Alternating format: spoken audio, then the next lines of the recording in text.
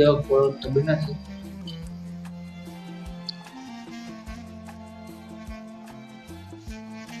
મસ્ત અલગ જ વેરાયટી બની છે। નમસ્તે, જય શ્રી કૃષ્ણ। અમારા નવો વિડીયો ની અંદર તમારું સ્વાગત છે। તો અમારે આજે સવાણાના તીખું અને આપણે ગળ્યું સવાણું લીધું છે, તો પરોઠા બનાવવાના છે। સવાણું ભરીને પરોઠા બનાવવાના છે। તો હાલો અમે તમને રેસીપી બતાવીએ સવાણાની પરોઠાની। સવાણું આપણે તોડી નાખ્યું છે। પેલા આ તીખું સવાણું છે, મોરું બે મિક્સ છે। આ સવાણું મેં લીધું છે ને હવે આપણે આને સવાણાના પરોઠા બનાવવાના છે, ભરીને પરોઠા। તો આપણે એની અંદર તલ નાખીશું, પછી વરિયાળી નાખીશું, આમચૂર છે, આ લીંબુ નાખવું હોય ને તોય ચાલશે ને આપણે મિક્સરમાં ક્રોસ કરી નાખીએ।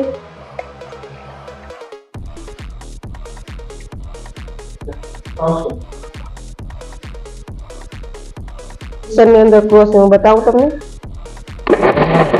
આવી રીતે આપણે મિક્સરની અંદર ક્રોસ કરવાનું।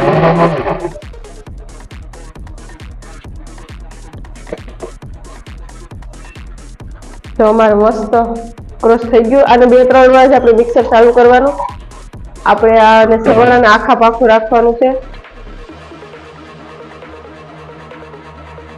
વધારે ક્રોસ કરશો ને તો અંદર તળિયાની અંદર તેલનો ભાગ હોય એટલે થોડુંક ચોટી જાય નીચે। મિક્સ કરી દઈએ તલને બધી વરિયાળી રાખીએ। અમે આમાં આમચૂર નાખશું ને એટલે લીંબુ નહીં નાખશું, લાલ મરચું નાખીશું ને કાઠિયાવાડી પરોઠા બનાવીએ છીએ। મસાલો નાખો એટલે ટેસ્ટ સારો આવે છે પરોઠામાં। આ લીલા ધાણા છે। હવે આપણે આને મિક્સ કરી દઈએ મસાલો બધી। 2 ચમચી તેલ નાખી દઈએ।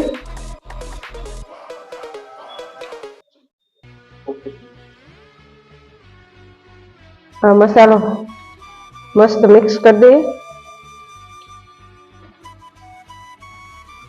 અને આખું પાખું જ રાખવાનું છે। આપણે આ મસાલો મિક્સરમાં ક્રોસ કરીએ ત્યારે ધ્યાન રાખવાનું।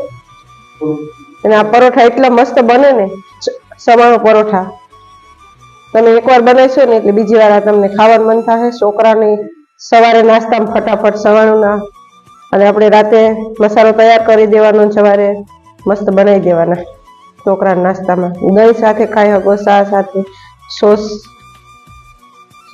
આપણો મસાલો તૈયાર થઈ ગયો છે। ઘઉંનો લોટ બાંધી લઈએ છીએ, તૈયાર કરી દઈએ। આપણે આની અંદર મીઠું બિલકુલ નથી નાખ્યું, કેમ કે આપણે આને સવાણાની અંદર પહેલેથી જ બધી મિક્સ કરી ગયું। આપણે ઘઉંનો લોટ લીધો છે, છારી નાખીએ પહેલા।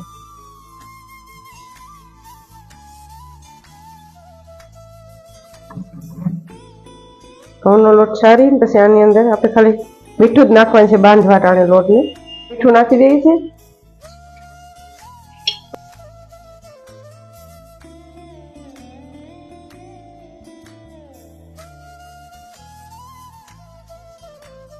આપણે છે ને લોટ બાંધી લઈએ છીએ।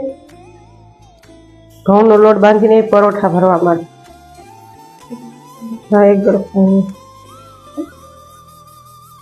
એક ગ્લાસ પાણી નાખીએ લોટ બાંધવા માટે। રોટલી લોટની ઘોડે જ બાંધવાનો છે, આને નહીં કઠોળ બાંધવાનો, માપનો લોટ।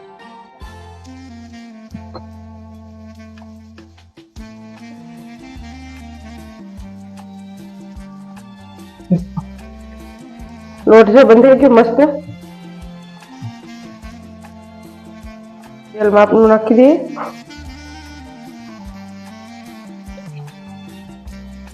હવે આને તેલ નાખીને ઘડીક મસળી દઈએ લોટને।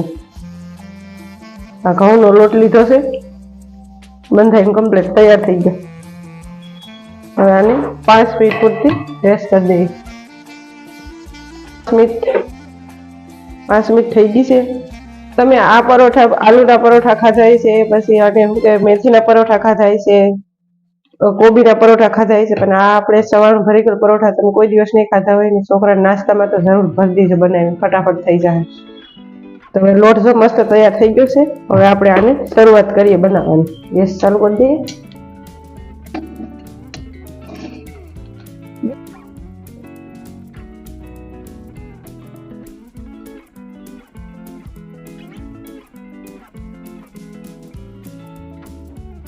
આપણે રોટલીની ઘોડાને વણી જ નાખવાનું. પછી આની અંદર આપણે મસાલો ભરશું. આ મસાલો ભરી દઈએ હવે આપણે.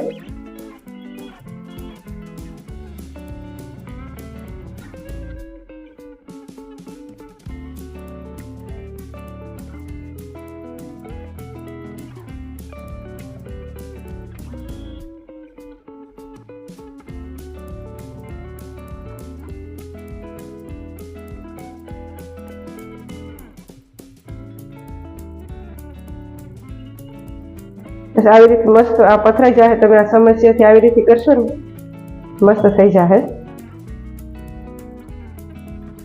હા આસાન છે બનાવવામાં, ફટાફટ નાસ્તામાં બની જાય. હવે આને આવી રીતે આપણે આમ કરી દેવાનું છે. બેવડું રોટલીનું પરોઠું બેવડું કરી દઈએ આપણે. પકોડા ટાઈપ જેવું થઈ જાય. ને આમ છે આંગળી છે દબાઈ દેવાનું. લોટ તમે આની માથે વ્યવસ્થિત ચોપડી દેજો.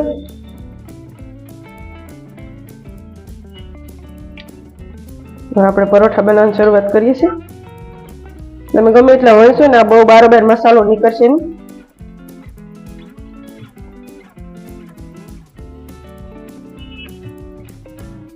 બધી રેસીપી જોઈએ છે પણ આ રેસીપી હજી નથી ક્યાંય જોવા મળી, એટલે આપણે આ નવી રેસીપી છે.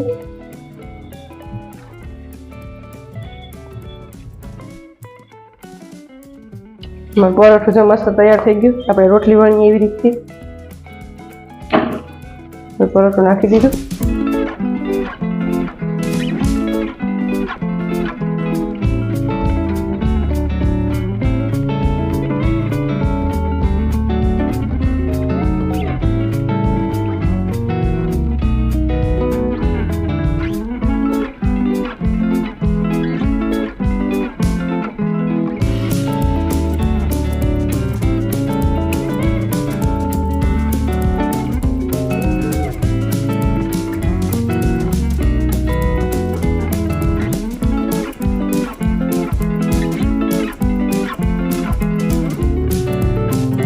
આવી રીતે આપણે આમ આંગળીએથી આવી રીતે દબાઈ દેવું તો બિલકુલ બહારની બસ મસાલો નીચે વ્યવસ્થિત પેક થઈ જાય.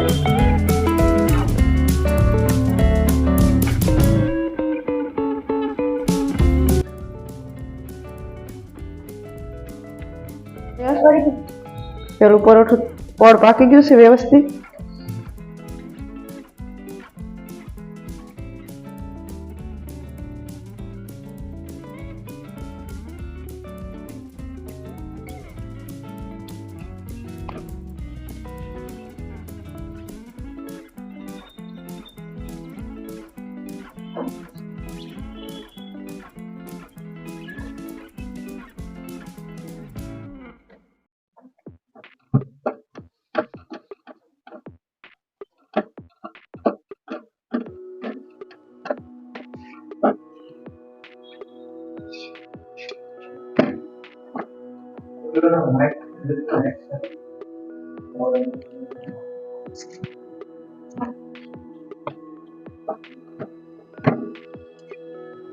અમારું પરોઠું મસ્ત છે, પેલું પાકી ગયું છે.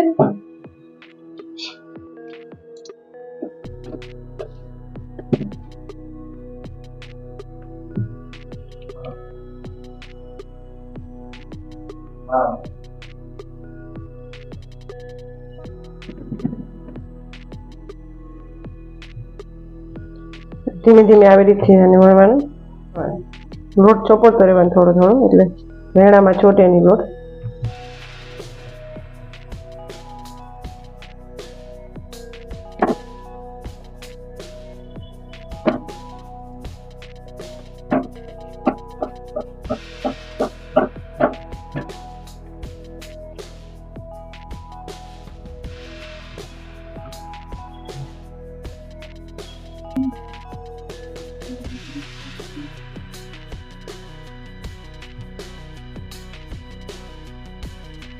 કેવા પરોઠા બન્યા છે કાઠિયાવાડી.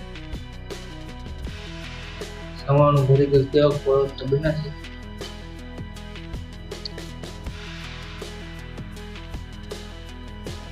મસ્ત અલગ જ વેરાયટી બની છે, એકદમ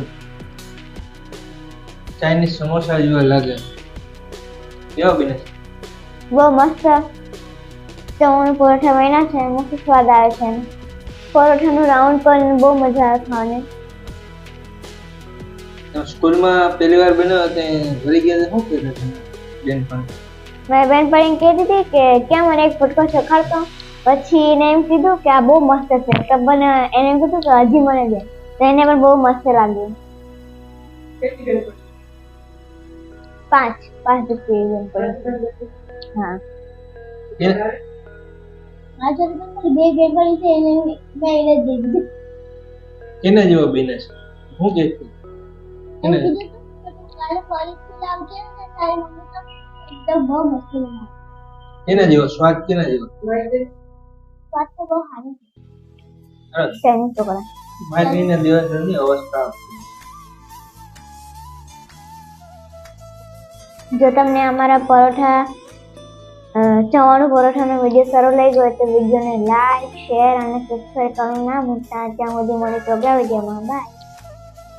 જય સીતારામ, જય શ્રી કૃષ્ણ, જય માતાજી.